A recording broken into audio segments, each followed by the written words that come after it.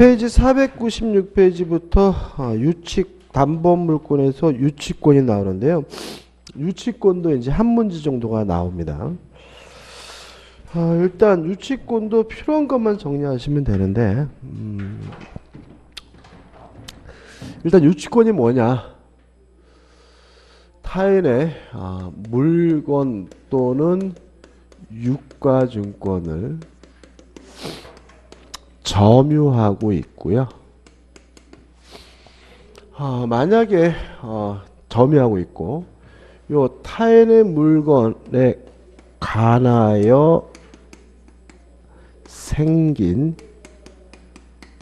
채권이 만약에 변제기가 도래했다면 그럼 뭐가 성립하게 되냐면 유치권이 뭐가 되냐면 성립이 되기 때문에 유치권자는 뭐 할 수 있냐면 반환을 거부할 수 있어요. 이게 뭐죠? 유치권입니다. 의 한번 읽어볼까요? 타인의 물건이나 유가증권을 점유한 자가 그 물건이나 유가증권에 관하여 생긴 채권이 변제기에 있는 경우에 변제를 받을 때까지 그 물건이나 유가증권을 유치하여 채무자의 변제를 간접적으로 강제하는 법정담보물권이 유치권이다. 이렇게 나와 있죠.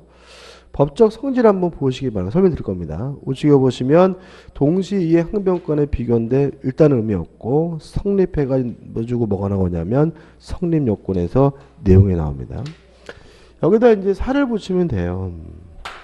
첫째, 유치권의 객체는 타인의 물건입니다. 따라서 동산일 수도 있고 부동산일 수도 있습니다. 물건이니까요. 두 번째, 이 물건은 반드시 타인의 물건이어야 돼요. 따라서 자신의 소유물에 대해서는 유치권이 성립되지 않거든요. 따라서 각종 매수 청구권을 이유로 해서는 유치권이 뭐 되지 않냐면 성립되지 않는다. 자, 지상물 매수 청구권이든 부속물 매수 청구권이든 사란 얘기잖아요. 누구 거죠? 자기 거죠. 그러니까 자신의 소유물이니까 각종 매수 청구권을 이유로는 유치권이 뭐 되지 않아요? 성립되지 않고요. 그 다음 유치권자는 반드시 점유를 해야 되는데 첫째, 점유하고 있다면 직접 점유를 하고 있든 간접 점유를 하고 있든 따지지 않는데 그 점유는 반드시 적법한 점유여야 합니다. 따라서 그 점유 자체가 위법한 경우에는 유치권이 성립되지 않음을 잊지 마시기 바라고요. 또 반드시 점유를 하고 있어야 되기 때문에 어떤 이유든지 간에 점유를 상실하게 되면 유치권이 뭐 하게 되냐면 소멸하게 돼요. 따라서 유치권자에게는 반환 청구권이 인정되지 않습니다. 다시 말하면 점유를 상실하게 되면 무조건 유치권은 뭐가 돼야 돼요? 소멸이 돼야 되니까 누가 가져가는 순간 유치권이 소멸됐으니까 유치권을 이유로 반환해달라고 뭐 하지 못해요? 청구하지 못하고요. 그 다음에 점유를 상실하게 되면 무조건 소멸돼야 되므로 유치권자에게는 물상 대의권이 인정되지 않습니다. 좀 이따 자세히 설명드렸지만 물상대의 가장 중요한 원인은 목적물이 멸실된 경우거든요. 그럼 목적물이 멸실되면 유치권자는 실질적으로 뭐 하게 돼요? 점유를 상실하고 유치권은 소멸돼야 되니까 물상대에는 뭐죠? 인정되지 않는 거죠. 그 다음에 유치권에 의해 담보되는 채권은 물건에 관하여 생긴 채권이어야 합니다. 따라서 그 물건을 수리한 필요비나 그 물건을 개량한 유익비나 또 그 물건에 대한 공사대금 채권은 그 물건에 관하여 생긴 채권이니까 뭐가 성립하게 되냐면 유치권이 성립하게 되는데 임차 보증금이나 권리금, 매매 대금은 임대차라는 쌍무계약, 매매라는 쌍무계약에서 발생한 채권이고 목적물에 관해 생긴 채권이 아니므로 유치권이 뭐 되지 않아요? 성립되지 않는다는 것이 우리 판례 입장임을 주의하셔야 되고요. 또 반드시 변제기가 뭐죠? 도래해야 됩니다. 따라서 변제기가 도래하지 않으면 유치권이 성립되지 않으므로 예를 들어서 유익비에 대해서 법원이 상환 기간을 허용했다면 그때는 유치권이 성립되지 않음을 주의하시기 바랍니다. 기억나시나요? 유치권에 대해서는 법원이 상환 기간을 뭐 할 수 있어요? 허용할 수 있거든요. 그럼 예를 들어서 한 달 후에 지급해라 라고 판단을 내렸다면 아직 뭐가 도래하지 않은 거죠? 변제기가 도래하지 않은 것이니까 뭐가요? 유치권이 성립될 수가 없는 거죠. 자, 이러한 요건을 갖춰 유치권이 성립하게 되면 유치권의 가장 주대한 효력은 뭐냐면 반환을 거부할 수가 있고요. 유의하실 것은 유치권을 근거로 해서 변제해달라고 청구할 수 없음을 주의하시기 바랍니다. 두 번째, 유치권자는 과실을 수취할 수가 있습니다. 과실을 수취할 수는 있지만 수취한 과실은 변제에 충당하게 됨을 주의하시기 바라고요. 유치권도 담보물권이기 때문에 경매권은 인정이 되지만 무엇은 인정되지 않냐면 우선 변제권은 인정되지 않으므로 유치권자에게 배당 순위가 주어지지 않는다는 건 조심하셔야 되고요. 실제로 최근에 가장 중요한 건데 네 번째, 목적물을 사용하고 수익할 수가 있느냐, 요 문제에 대해서 우리 판례는, 우리 민법은 원칙적으로 유치권자는 목적물을 사용 수익할 수는 없다. 다만 채무자로부터 승낙을 얻거나 또는 보존에 필요한 사용은 가능하다는 것이 우리 판례 입장입니다. 다시 말하면 원칙적으로 유치권자는 목적물을 사용 수익할 수 없지만 채무자의 승낙이 있거나 보존에 필요하다면 사용하는 것이 뭐죠? 가능하거든요. 이게 전부예요. 이거 가지고 우리가 이제 뭘 알아야 되냐면 사례를 분석할 줄 알아야 됩니다. 한번 생각을 해보죠. 갑이라는 사람이 A라는 토지를 가지고 있어요. 토지를 가지고 있고 을과 만나가지고 임대차 계약을 해서요. 을이 임차권을 취득했고 요 토지를 사용 수익하게 되는데 문제는 임대차 계약의 내용이 을이 갑에게 보증금은 얼마를 줬냐면 예를 들어서 1억을 줬고요. 월세는 얼마냐면 200만 원이란 말이죠. 200만 원이고. 그래서 임차권을 취득하고 요 토지를 사용 수익하는 과정에서 필요비와 유익비를 지출했는데 얼마를 지출했냐면 3천만 원을 지출한 상태예요. 이런 상태에서요. 토지가 팔렸습니다. 양도가 되거나 또는 경매가 돼서 병이 새로운 소유자가 됐어요.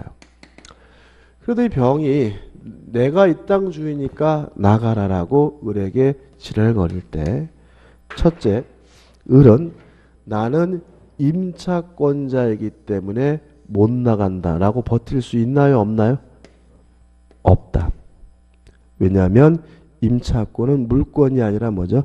채권이고 채권은 특정한 사람에게만 주장할 수 있는 상대권이고 제3자에게 주장할 수 없다. 뭐가 없죠? 대항력이 없기 때문에. 이때 을이 나 보증금 1억 원 안 주면 못 나가겠다라고 병에게 버틸 수 있느냐? 없다. 왜냐하면 보증금은 목적물에 관해 생긴 채권이 아니기 때문에 뭐가 성립되지 않아요? 유치권도 성립되지 않죠. 따라서 을은 병에게 보증금을 가지고 대항할 수 없다. 보증금 안 주면 못 나가겠다라고 뭐 할 수 없어요? 버틸 수가 없습니다. 이해되시죠? 이게 나오는 이유는 자꾸 여러분들이 뭘 떠올리기를 기대하는 거예요? 시험 범위도 아닌 주택임대차보호법을 떠올리기를 기대하는 거죠. 자, 이 목적물이 뭐예요? 토지예요. 주택이 아닙니다. 따라서 주택임대차보호법이 적용될 리가 없는 거고요. 또 우리는 주택임대차보호법이 뭐가 아니에요? 시험 범위가 아니니까 주택에 대해 낼 리도 없는 거니까 엉뚱하게 이상하게 생각하지 마시기 바랍니다. 그죠?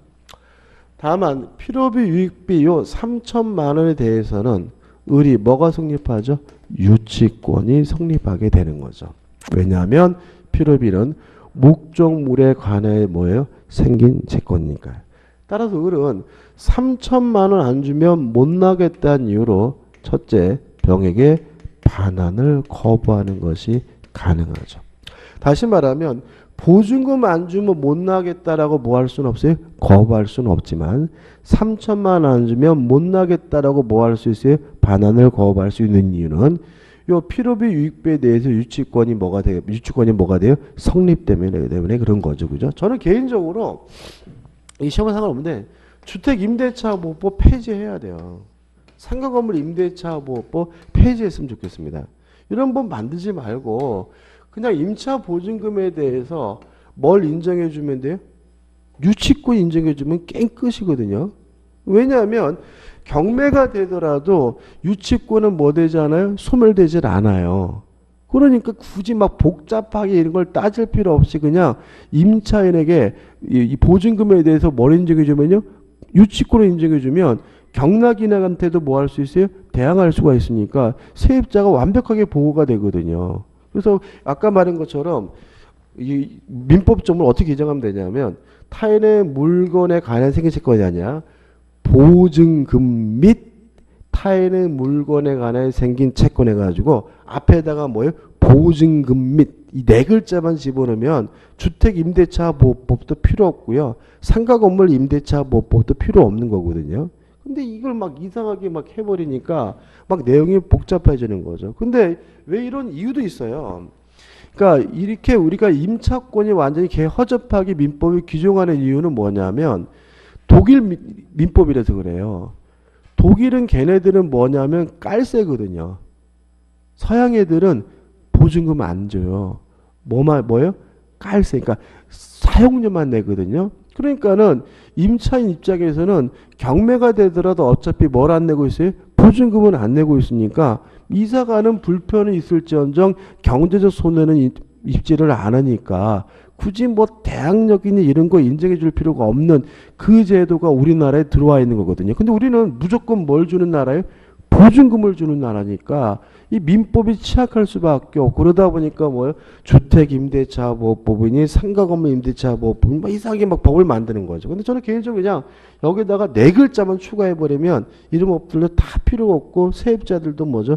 안전하게 보호받을 수 있는데 왜 굳이 이렇게 복잡한 길로 가는지 모르겠어요. 아무튼 3천만 원에 대해서는 안 나가면 못 나간다라고 뭐 할 수 있어요? 반환을 뭐죠? 거부할 수가 있어요.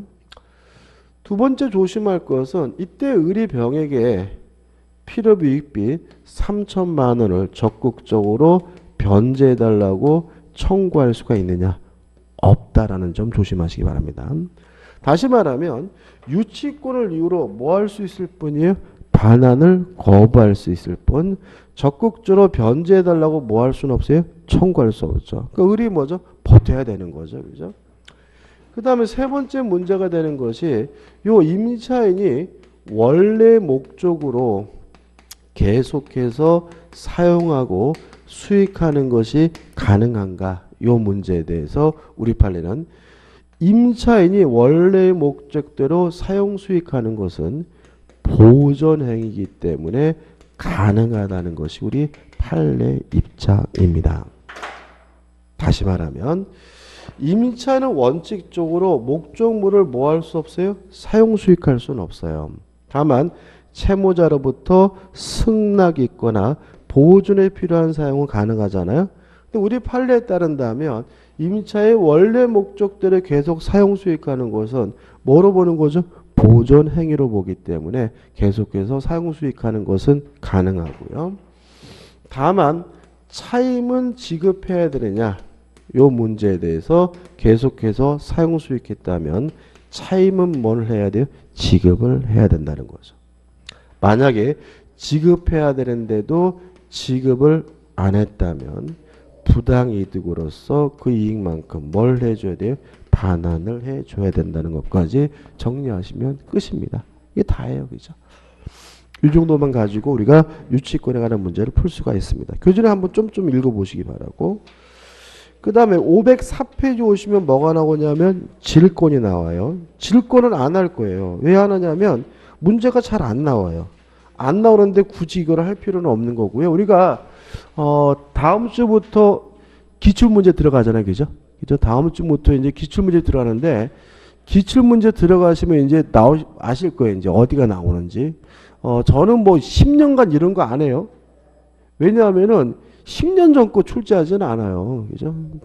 우리가 무슨 그죠? 그래서 최근 6년간입니다. 최근 6년간. 그래서 6년 동안 나온 문제를 풀면 출제 경향 알 수 있고요. 6년 동안 질건 한 번인가 두 번밖에 안 나왔고. 근데 그게 뭐 아래 풀 수 있는 것도 아니고 몰라도 풀 수 있는 내용이기 때문에 질건은 안 할 거예요.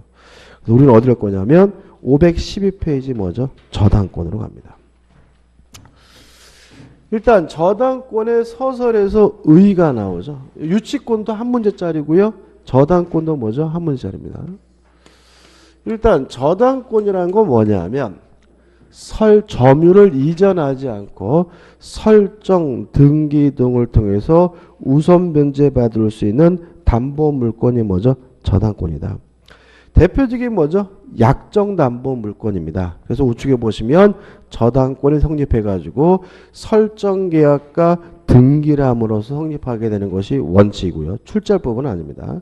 넘겨보시면 3번 해가지고 뭐가 나오냐면 저당권의 객체가 나오는데 저당권의 객체는 부동산 및 지상권과 전세권이에요.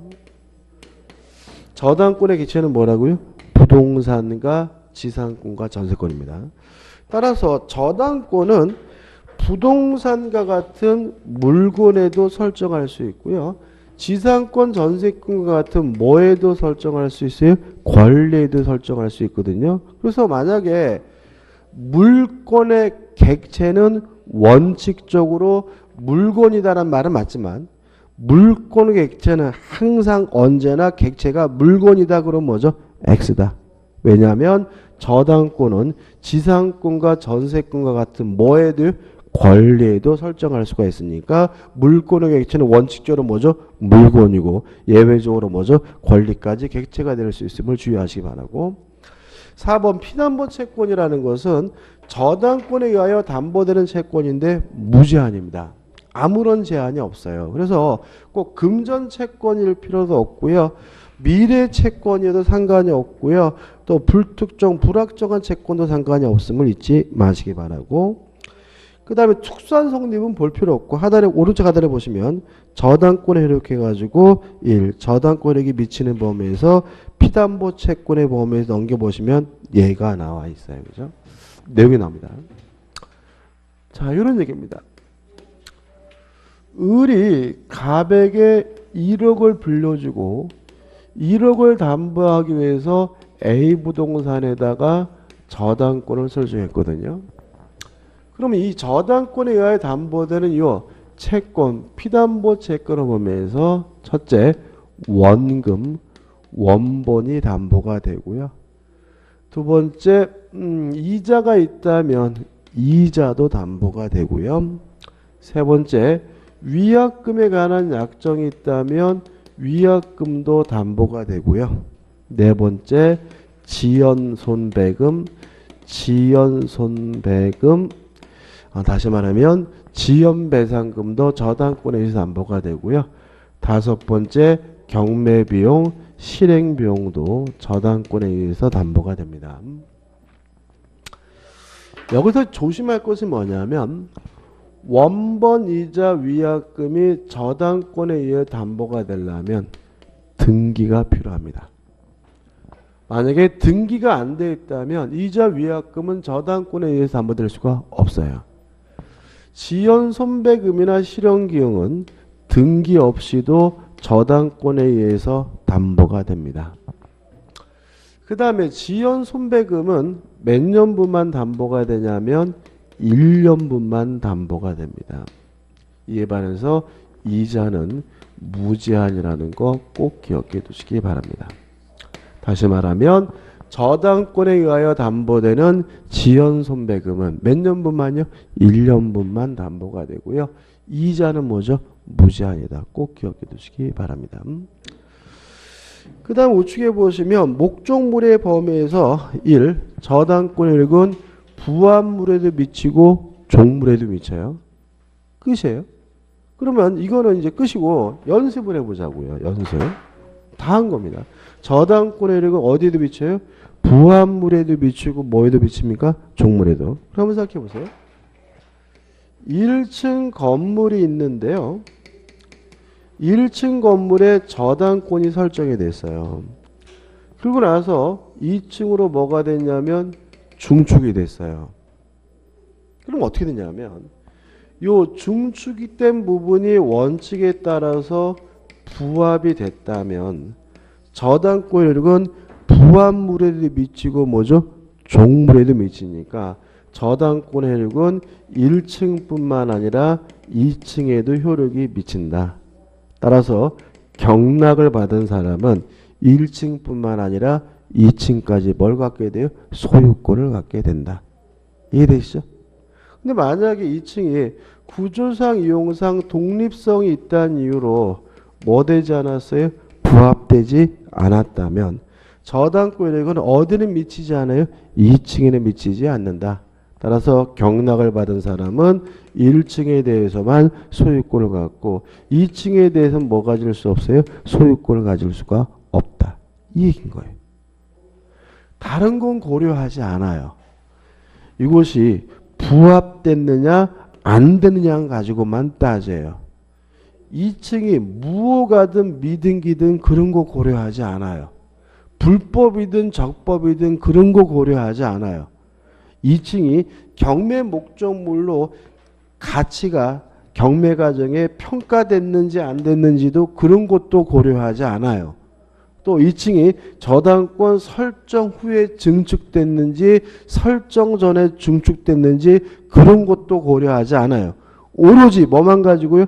부합됐느냐 안 되느냐 가지고만 따지게 됩니다. 부합되면 저당권액이 미치고요. 부합이 안 되면 저당권이 미치지 않습니다. 그 다음에 하단에 보시면 뭐가 나오죠? 과실이 나오죠. 자, 전에 했던 건데 저당권자는 과실 수취권이 없습니다. 다만 저당권자가 압류하면 과실을 수취할 수가 있습니다. 그 얘기죠. 다시 말하면 저당권자는 압류하지 않는 한 저당 목적물로부터 생긴 과실을 뭐 할 수는 없어요? 수취할 수는 없다. 이렇게 되는 거죠. 그 다음 우측에 넘겨보시면 이제 3번 저당 목적 토지상의 건물인데 토지와 건물은 별개의 부동산이므로 토지 저당권 효력이 어디에는 미치지 않아요? 건물에 미치지 않습니다. 따라서 이렇게 되는 거죠.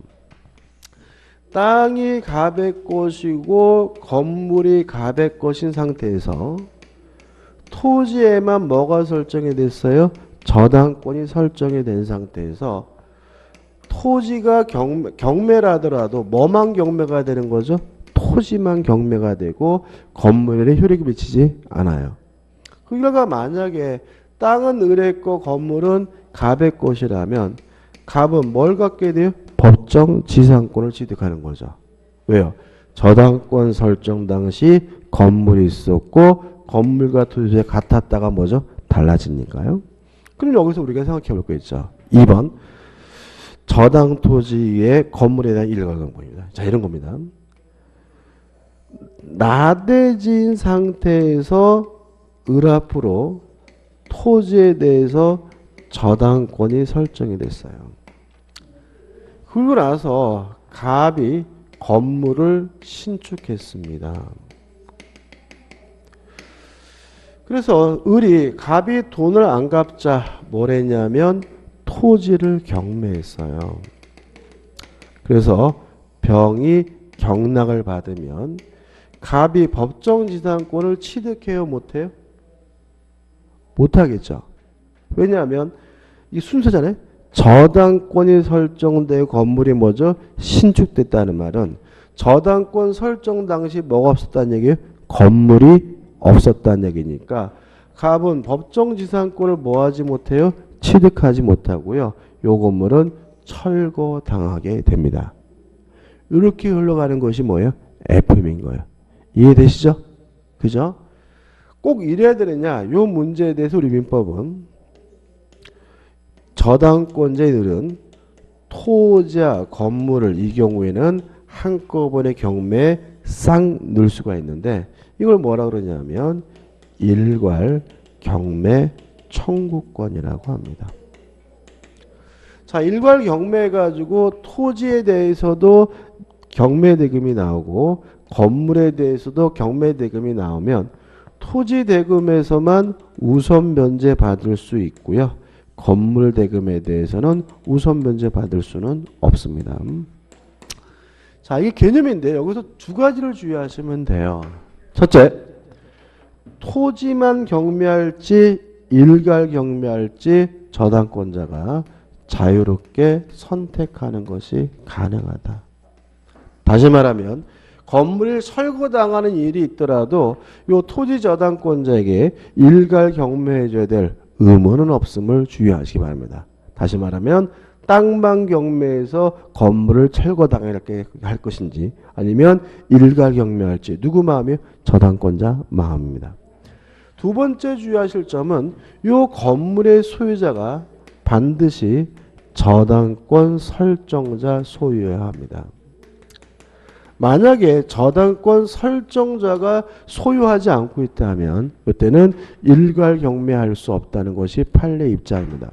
예를 들어서 저당권이 설정되고 나서 갑의 토지의 을이 정이 건물을 신축하고 소유하고 있는 상태라면 이때는 일괄 경매할 수 없어요.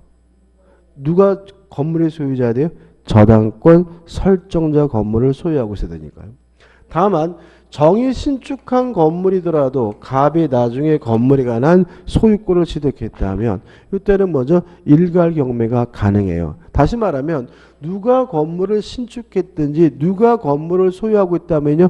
저당권 설정자가 건물을 소유하고 있다면 일괄 경매가 가능하다는 것이 우리 판례 입장임을 주의하시기 바랍니다. 그 다음 우측에 4번 물상대입니다. 이것도 중요합니다. 자, 이런 문제입니다.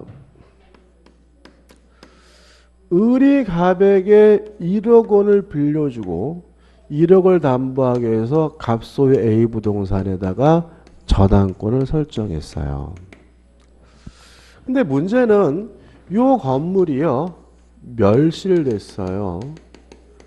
훼손됐어요. 아니면 공용징수 수용을 당했습니다. 그렇다면 어떤 일이 발생하게 되냐면 이 저당권이 소멸될 위험에 처하게 됩니다. 동의하시나요?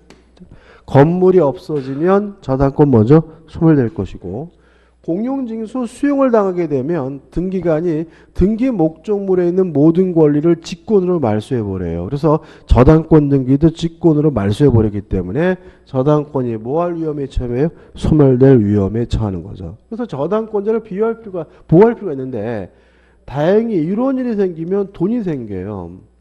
예를 들어서 불타서 건물이 없어졌는데 보험에 가입해서 보험금을 받게 되는 경우 만약에 제3자가 불질렀다면 손해배상금을 받을 수가 있고요.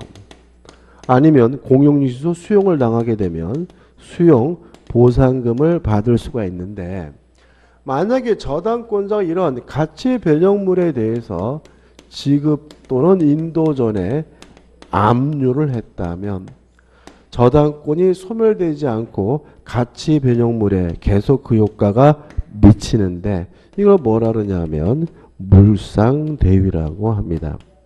쉽게 말하면 저당권이 소멸될 위험이 있고요.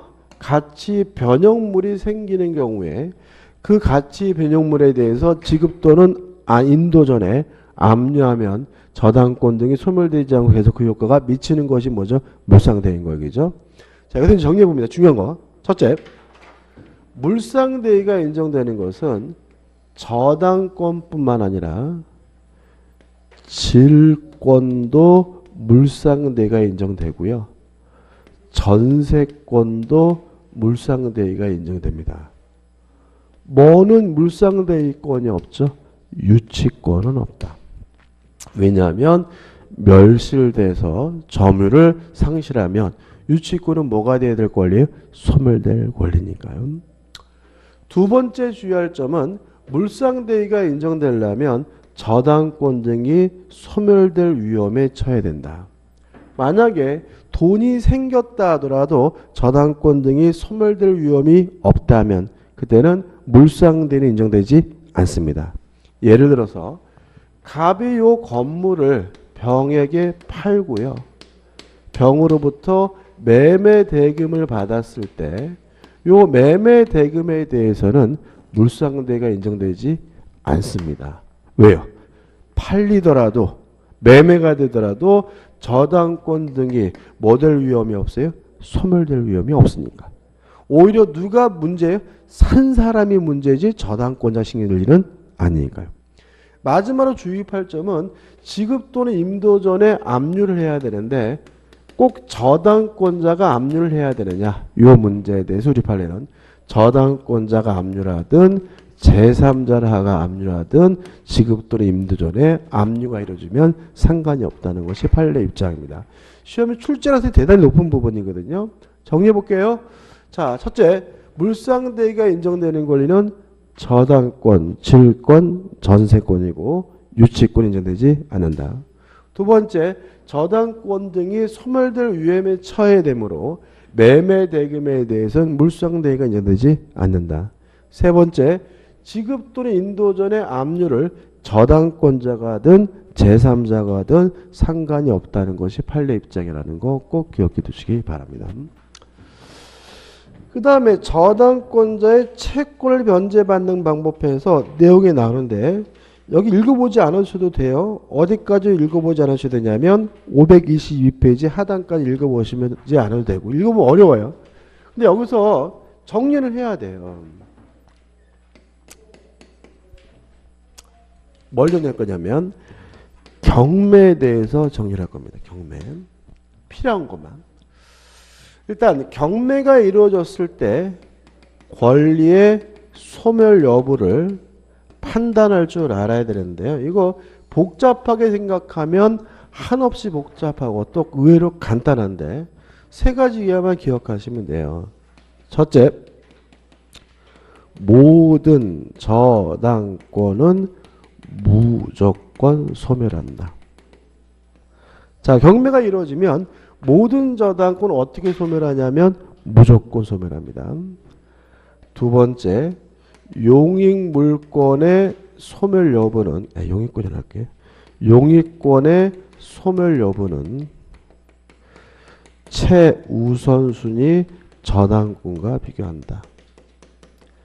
이게 무슨 말이냐면 용익권이 소멸되는지 안 되는지는 경매를 신청한 저당권자 비교하는 것이 아니라 저당권자 중 가장 빠른 최우선 순위 저당권과 비교해가지고 소멸 여부가 결정되고요. 만약에 용익권이 최우선 순위 저당권보다 늦으면 무조건 뭐가 돼요? 소멸되고 최우선 순위 저당권보다 빠르면 원칙적으로 뭐 되지 않습니까? 소멸되지 않습니다. 세 번째, 유치권은 경매가 이루어지더라도 뭐 되지 않죠? 소멸되지 않는다. 이런 특징 때문에 제가 아까 임차권자를 보호할 때 유치권 보증금에 대해서 뭘 인정하면요? 유치권 인정하면 깔끔하게 해결된다. 이런 말씀 드린 거죠. 이 세 가지 기억해 두시고. 자, 이 세 가지를 가지고 판단했어요. 근데 만약에 권리가 소멸이 안 되면 배당을 못 받아요. 소멸되는 권리만 뭘 받을 수 있냐면 배당을 받을 수 있거든요. 이것도 너무나 당연한 건데 어려워하시는 분이 있는데 자, 세 가지를 가지고 따졌을 때 뭐가요? 소멸되는 권리만 뭐가 있습니까? 배당을 받을 수가 있고요. 배당 순위인데 배당 순위는 아무한테나 주어지는 것이 아니라 우선 변제권이 존재해야 배당 순위가 주어진다. 그렇죠? 그래서 아까 우리가 전세권이 우선 변제권이 있다 그랬죠? 그 말은 우선해서 돈을 받는다는 말이 아니라 배당 순위가 주어진다는 얘기고요.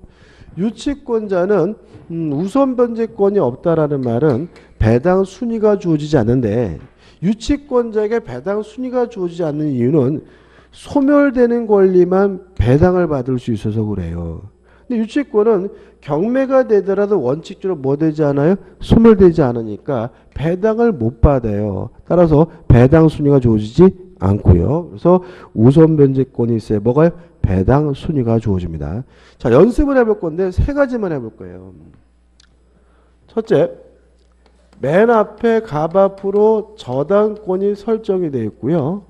그리고 을 앞으로 전세권이, 그리고 병 앞으로 저당권이 설정되어 있는 상태예요. 이런 상태에서 병이 경매를 신청했네요. 그럼 우리는 첫째, 소멸 여부를 판단하게 되는데 모든 저당권은 무조건 뭐가 돼요? 소멸되니까 갑 소멸하고 병 소멸하고요. 요 전세권 소멸해야 안 해요? 소멸한다는 거죠. 왜냐하면 용의권이 소멸되는지 여부는 누구하고요? 최우선순위 저당권과 얘하고 비교를 하는 것이 아니라 가장 빠른 뭐죠? 갑과 비교하기 때문에 갑보다 뭐죠? 후순위이기 때문에 무조건 소멸합니다. 무조건이 예였어요. 자, 소멸됐으니까 뭘 받습니까? 배당을 받는데 셋 다 뭐가 있어요? 우선 변제권이 있으니까 배당 순위가 주어지고요. 따라서 갑이 1순위, 을이 2순위, 병이 3순위로서 뭘 받습니까? 배당을 받게 된다. 가장 기본적인 사례인데 시험에 은근히 잘 냅니다. 두 번째. 1순위가 갑 앞으로 전세권이 있고요. 2순위가 을 앞으로 저당권, 3순위가 병 앞으로 저당권이 설정되어 있는데 병이 경매를 신청했어요. 그러면 첫째, 모든 저당권은 무조건 소멸된다는 원칙에 따라서 을 소멸하고 병 소멸하고 전세권 소멸해야 안 해요? 안 하겠죠. 얘보다 빠르니까요. 자, 그럼 배당을 받는데 배당 1순위 누구냐면 을이 1순위고 병이 뭐죠? 2순위다. 왜냐하면 소멸되는 권리만 뭘 받아요? 배당을 받아요.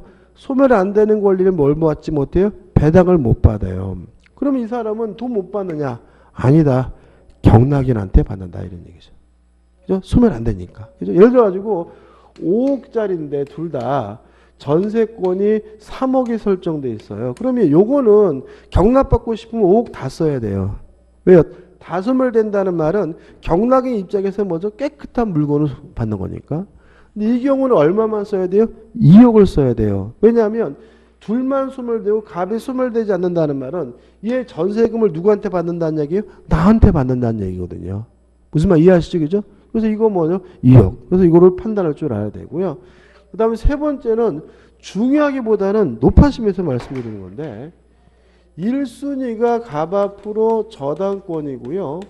2순위가 을 앞으로 지상권이고 3순위가 병 앞으로 저당권이에요. 경매가 이루어졌어요.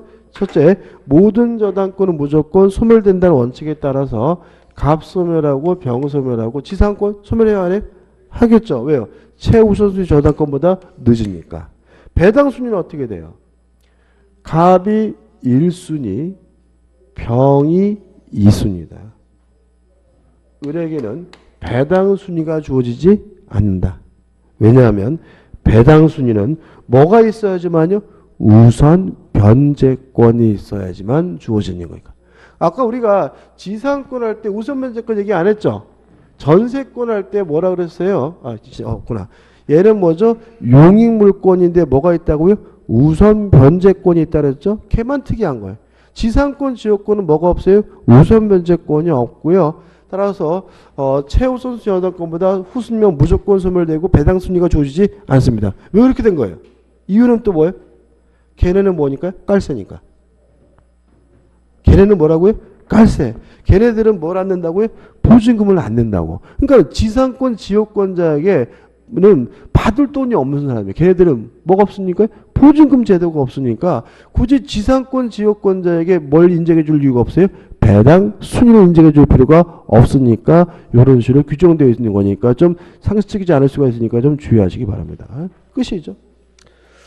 그 다음에 522페이지 오시면 4번 제3취득자의 보호가 나와요. 일단 제3취득자란 것은 뭐냐면 저당권이 설정된 후에 권리를 취득하게 된 사람을 우리가 제3취득자라고 하고, 특징은 저당권보다 늦으면 경매가 이루어지면 무조건 뭐가 되는 거죠? 소멸당하게 되는 거죠. 그래서 보호할 필요가 있어요. 첫째, 변제하고 저당권의 소멸을 청구할 수가 있습니다. 누가요? 제3취득자가. 유의하실 것은 담보되는 범위 내에서만 갚으면 됩니다. 따라서 일반 저당권인 경우에는 제3취득자는 지연배상금은 몇 년분만 갚으면 돼요? 1년분만 갚으면 되는 거예요. 만약에 근저당권의 경우에 제3취득자는 채권 최고액까지만 갚으면 되는 거죠. 그 다음 우측에 이 제3취득자 경매인 경락을 받을 수가 있고요. 제3취득자가 필요비나 유익비를 지출한 경우에는 필요비 유익비에 대해서 우선 상환받을 수가 있습니다. 그 다음에 저당권 침해에 대한 구제의 사단의 구제 방법에서 1번 저당권도 물권이니까 물권적 청구권이 인정이 되지만 반환 청구권은 없다. 왜요? 저당권자는 스스로 뭐하지 못하는 권리죠? 점유하지 못하는 권리니까요. 그럼 우리가 이제 물권법이 끝나고 있는데 반환 청구권 없는 물권 세 가지는 꼭 기억해 두셔야 돼요. 지역권, 반환 청구권 없었죠? 유치권, 반환 청구권 없죠? 뭐죠? 저당권도 뭐가 없습니까? 반환 청구권. 이 세 가지는 반환 청구권 없다는 거 꼭 기억해 두시고, 그 다음에 524페이지 오시면 손해가 침해로 인해서 손해가 발생했다면 손해배상 청구할 수가 있고요. 또 침해로 인해서 담보가 부족하다면 담보물 보충을 청구할 수도 있고, 만약에 이러한 침해로 인해서 담보가 손상, 감속, 멸실하게 되면 기한의 이익을 뭐하게 돼요? 상실하니까 채권자인 저당권자는 지금 당장 돈을 갚아라 즉시 변제를 청구하는 것도 가능합니다. 그 다음에 525페이지는 나와 있는 건 안 읽어봐도 돼요. 넘기셔가지고 526페이지에 특수저당권에서 공동저당이 나오는데 공동저당은 출제 안 할 것으로 보입니다. 안 나옵니다. 그죠? 안 나오고 바로 어디로 갈 거냐면 528페이지에 근저당입니다. 일단 근저당의 의의는 뭐냐면 계속적 거래관계에서 발생하는 불특정, 불확정, 미래의 채권을 채권 최고액 범위 내에서 우선 변제받을 수 있는 담보물권 우리가 근저당권이라고 하고요. 529페이지 보시면 설정계약과 등기람으로써 근저당권이 설정되게 되는데, 등기에서 꼭 기억해야 될 것은 채권 최고액은 반드시 등기해야 되고 나머지 사항은 필요적 등기 사항이 아니다. 요것만 주의하시면 되고, 그다음에 4번 근저당권 이전 의미 없고요. 넘겨보시면 5번에서 근저당권 효력이 나와요. 그래서 근저당권은 출제 가능성이 있는데 이 효력 부분만 좀 신경 쓰면 돼요. 일단 피담보 채권의 범위에서 1.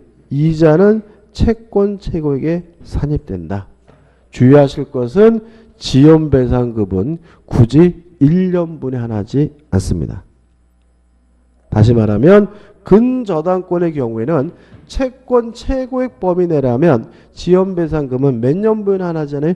1년분에 하나지 않습니다. 또 중요한 것이 이 저당권의 실행비용은 채권 최고액에 포함되지 않습니다. 그럼 이거죠. 일반 저당권은 실행비용은 등기하지 않아도 저당권에 의해서 담보가 되잖아요. 근데 근저당권은 실행비용은 채권 최고액에 뭐 되잖아요? 포함되지 않기 때문에 특색이 있으니까 꼭 기억해 두시기 바라고. 3번 후순위자와 제3자 사이의 채권 최고액의 조정은 뭐냐면 제3취득자가 어디까지만요? 채권 최고액까지만 돈을 갚으면 된다. 4번 당사자 사이는 전액을 다 갚아야지만 된다. 이런 얘기거든요. 자, 이런 얘기입니다. 자, 채무자가 돈을 갚고 근저당권의 말소를 청구하려면 채무자는 채권 최고액이 아닌 실제 채무액 전액을 다 갚아야지만 근저당권 말소를 청구할 수가 있고요. 제3취득자가 변제하고 근저당권의 말소를 청구하려면 그때는 채권 최고액까지만 갚으면 된다. 그 얘기죠. 그 다음 우측에 보시면 이 담보되는 채권의 약정에서 우리가 기억할 것은 하단에 동그라미 4번입니다. 4번 근저당권자가 경매를 신청하면 채권액이 확정이 되는데 다만 선순위 근저당권자의 채권액의 확정 시기는 경락이니 경락대금을 완납한 때다. 요거 좀 잊지 마시기 바랍니다. 끝이에요. 나머지 것들은 안 보셔도 됩니다. 이렇게 해서 물권법 끝났고요. 좀 쉬었다가 채권법으로 들어갑니다.